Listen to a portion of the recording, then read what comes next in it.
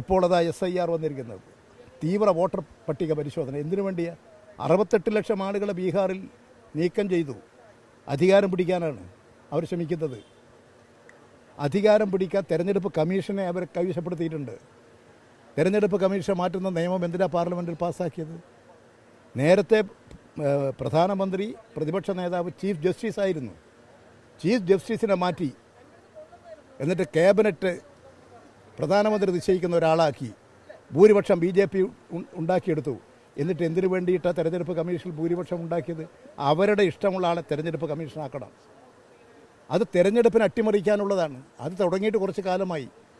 ഇവിടെ വർഗീയമായ ചേരിതിരിവുണ്ടാക്കി നാടിനെ നശിപ്പിക്കാൻ കഴിയുന്നില്ല. ഇന്ത്യൻ ജനത മതനിരപേക്ഷതാ ബോധമുള്ള ജനത അതിനെ പ്രതിരോധിക്കുന്നു എന്ന് വന്നപ്പോൾ തെരഞ്ഞെടുപ്പ് തന്നെ അട്ടിമറിക്കാനുള്ള നീക്കമാണ് നടത്തിക്കൊണ്ടിരിക്കുന്നത്. ആ ആപത്തിനെതിരായിട്ടാണ് പൊരുതേണ്ടത്. ആ ഫാസിസ്റ്റ് ഭീകരതയുടെ രൂപങ്ങളെയാണ് ഇവിടെ അഗ്നിക്കിരയാക്കേണ്ടത്.